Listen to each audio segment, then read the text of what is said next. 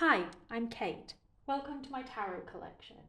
I thought it would be interesting to look at the same tarot card from several different decks, dating from the 1440s to the present day, to see how different artists have illustrated the card, how it's changed over time, and what differences and similarities there are across the decks. For no particular reason, I decided to start with the Death card, and I have picked out 78 cards from different decks in my collection. All of the historic decks I'm going to show you are modern reproductions, but I do have some vintage decks printed from the 1960s onwards. All the dates I'll mention will be approximate, and I apologise for any pronunciation errors. Starting with the Cariale Visconti from 1441. This card shows a partially decayed skeletal figure riding a horse over a group of people, different social status, carrying a scythe, and part of a shroud is wrapped around his head. This is a common depiction of death from medieval European art. We see a similar depiction in the Visconti Madrone Tarot from 1450, although this death is not riding a horse, and instead of the scythe he has a bow and arrow. This represents the swiftness of death, particularly from the plague. Now we're jumping forward to 1625. There's a bit of a gap in my collection because not many decks were made between the 1450s and the 1600s. This is the Tarot de Paris, and here we have a similar skeletal figure with parts of a shroud wrapped around him. He's standing in a field, so you've got that agricultural link. I'm not quite sure what's going on here next to his foot, but he's still carrying a scythe and he's kind of grinning. I like this one. Next, we've got the Jacques Vievy from 1650. It's quite similar to the previous card, but with the addition of severed hands, feet, and heads in the fields at his feet. Also, notice that now the cards are numbered. Next is the Tarocchi Fina dalla Torre, also from 1650. And this death again is riding a horse. He seems to be having fun.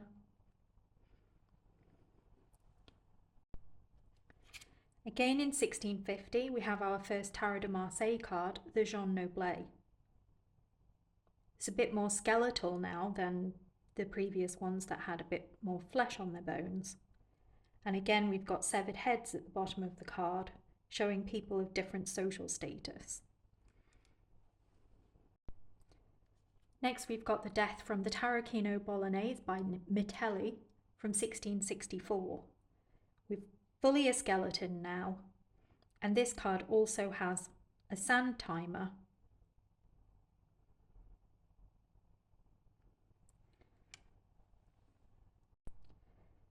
Now we have another Tarot de Marseille, the Jean Dodal from 1701. It's much the same as the previous cards, except that he's facing in the opposite direction this time. This Tarot de Marseille from 1736 is almost the same as the previous card, except that some of the severed hands now seem to be plants. Now we've got a Tarot de Marseille by Nicolas Conver from 1761, which is almost the same but with slightly different colouring. The Vandenborre Tarot from 1770 is also similar. The main difference is that the card now has a name, in French, L'amour. In the ancient Tarot of Bologna from 1780, the fields seem to have disappeared, and the severed hands, feet and heads have been replaced by bones and skulls. The Grand Atea from 1788 is a little different to the previous cards. Death is now wearing robes. There are tombs in the background and a bird overhead. We also get a second title, Incapacity, when the card is reversed. In the one J.J. Swiss from 1831, we have different things going on in the background. There seem to be some hills, perhaps a tomb, and a red building. I'm not quite sure what that's for. In the ancient Italian tarot from 1835, we have a different collection of objects at the bottom, including jewellery, treasure, a book, and a paint palette. This is the typical memento mori, things that you can't take with you when you go. The Grand Tarot Berlin from 1863 gives us some new card titles. We've got Transformation and Le Squelette Faucheur, or The Reaping Skeleton, the Grim Reaper.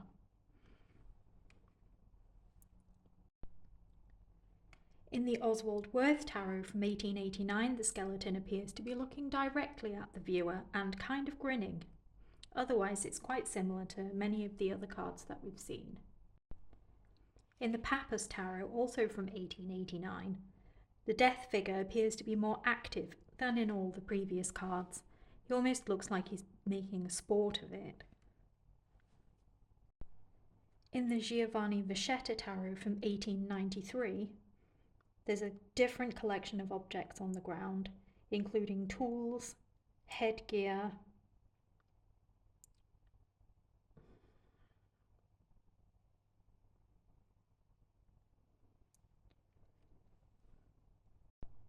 We're into the 20th century now with the Egyptian Tarot from 1901.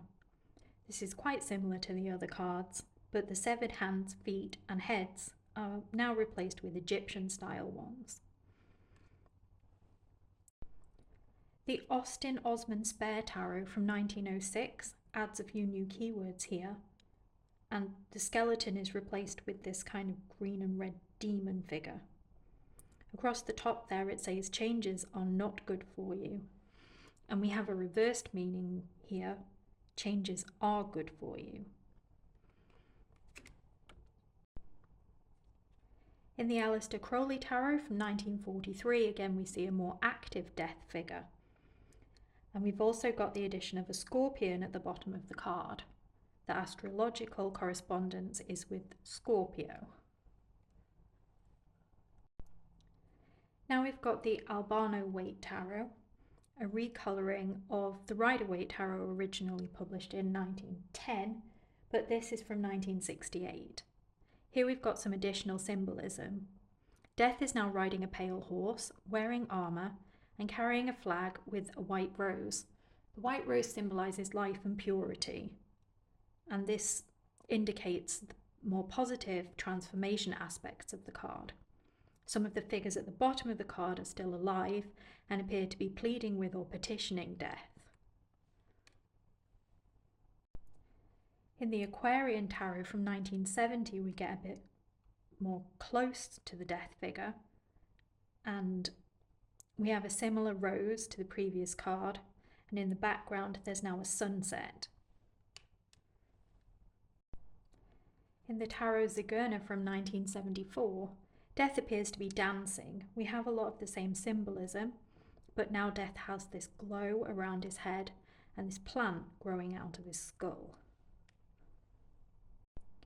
In the Dali Tarot from 1975, we've got similar symbols, but rearranged in weird Dali kind of way. We've still got the rose, we've still got a skull, we have a tree cut off at the bottom, and a robed figure with plants growing from his head and back.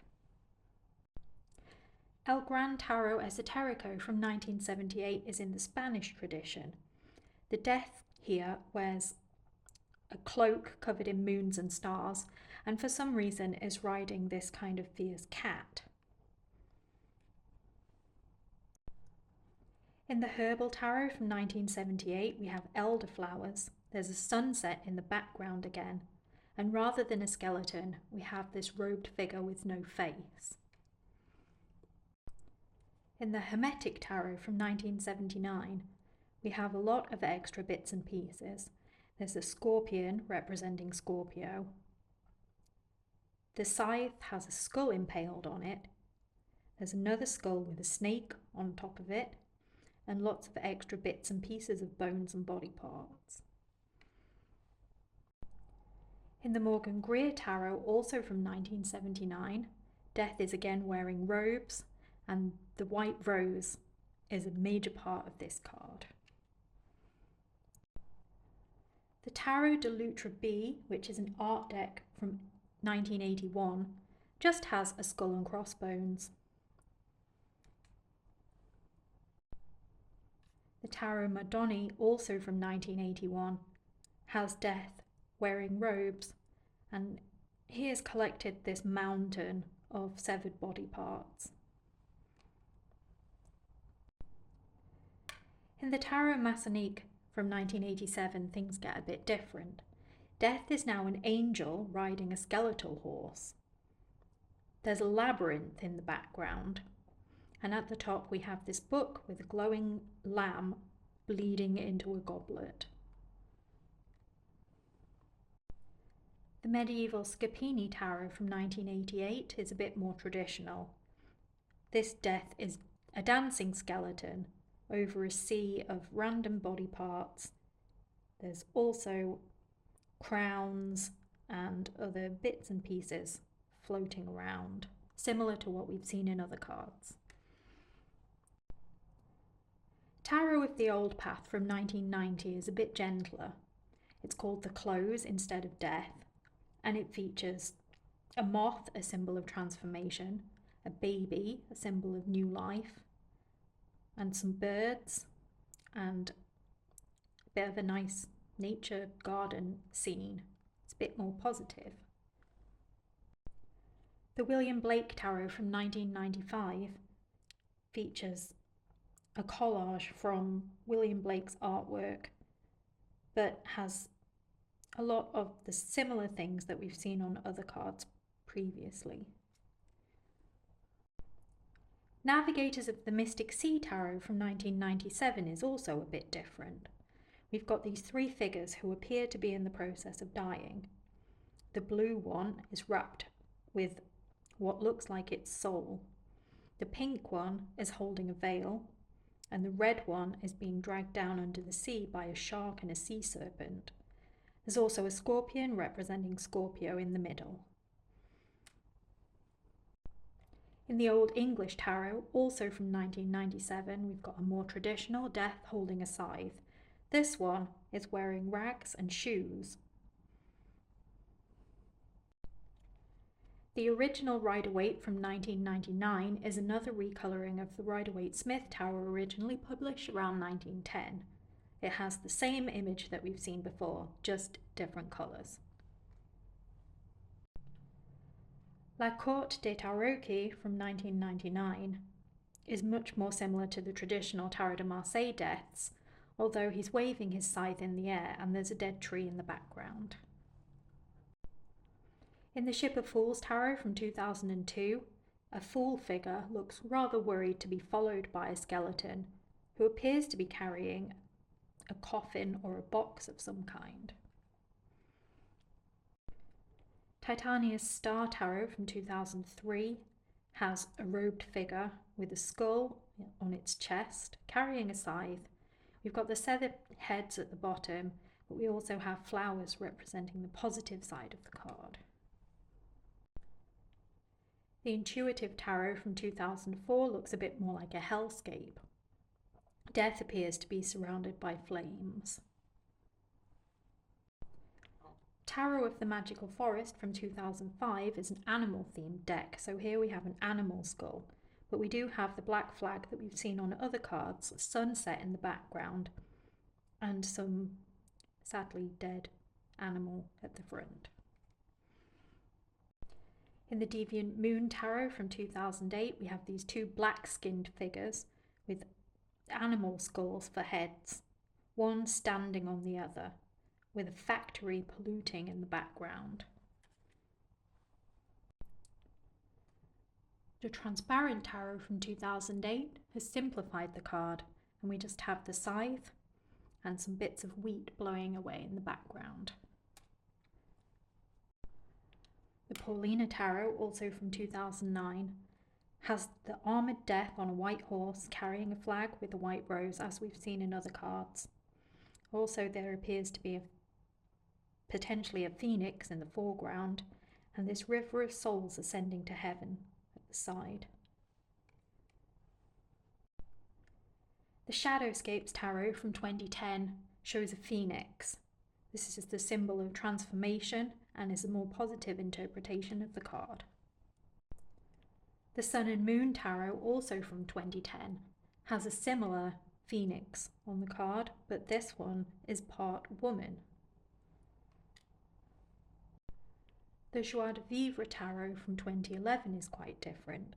We have a skeletal girl this time, flying on the back of a bat towards a star. She's also holding a rose. In Tarot of the Sevenfold Mystery from 2012, we have similar symbolism that we've seen in other cards, but combined in a slightly different way. We've still got the scythe, we've got the robed figure, a dead tree, a star, and a bird. The Marielle Tarot from 2012 is also quite different. Here we see an old person with long white hair, some plants, and an insect. The Hexen 2.0 Tarot from 2012 has a different style completely. It features John von Neumann, a mathematician and physicist who, among other things, worked on the Manhattan Project and the development of nuclear weapons. The Dreaming Way Tarot from 2012 has a girl dressed in mourning clothes, carrying a scythe rather than the typical skeleton.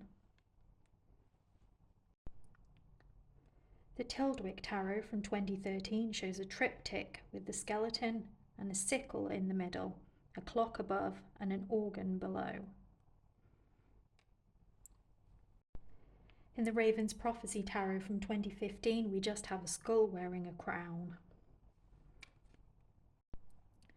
The Prisma Visions Tarot, also from 2015, has a skeletal hand holding a white rose. Still in 2015, the Fountain Tarot has this animal which appears to be lost in the woods between some dead trees, with a skull looking down from above. The Brut Tarot, also from 2015, is like a simplified Tarot de Marseille. The Tarot de Marseille par Polka, again in 2015, has this rather creepy death who appears to be actively beheading and dismembering some creepy children. The Golden Thread Tarot from 2016 is quite similar to traditional Tarot de Marseille, except Death here is holding two scythes, crossed like crossbones. He's also wearing a crown, and we've got the sand timer above.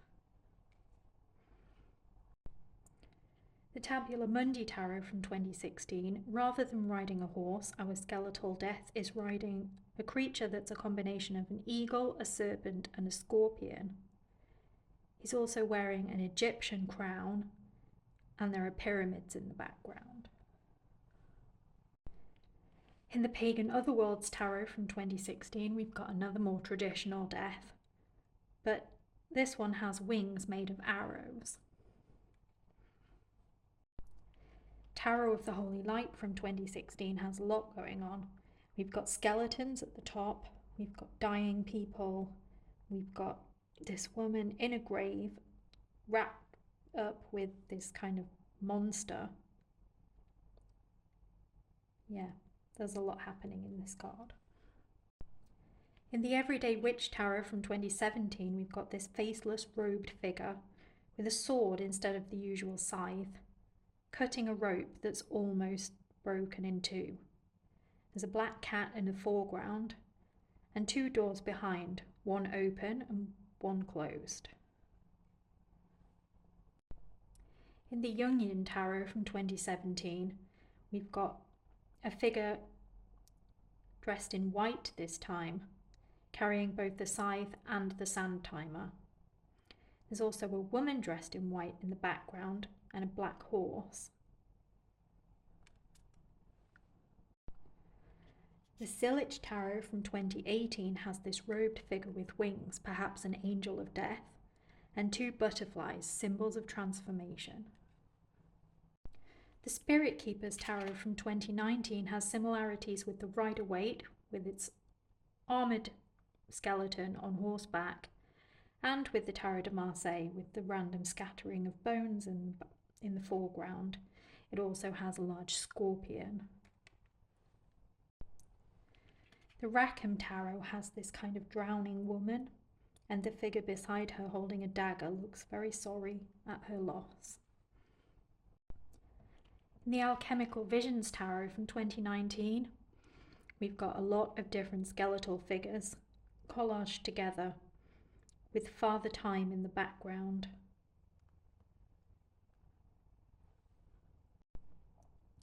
The Spacious Tarot from 2020 has skeletal hands and the white rose that we've seen in several other cards. In the Shadowlands Tarot from 2020, we have this figure in a suit with kind of a bird's head, holding a smaller figure that appears to have just hatched from an egg. There's also a skull and crossbones, a dead tree, and a sunset in the background. The Moon Baby Tarot from 2021 is effectively another recolouring of the Rider-Waite Tarot that we've seen before. I like the colours. The Somnia Tarot from 2021 is similar to the Rider-Waite, but rather than a skeleton on a horse, we have this shrouded figure, and the horse is also shrouded. The Green Glyphs Tarot from 2023 is a bit more on the nose. We have a dead figure lying in the middle of the card. The Telos Tarot from 2024 has another dancing skeleton, again wearing an Egyptian crown. There appear to be the souls of the dead rising from the sea.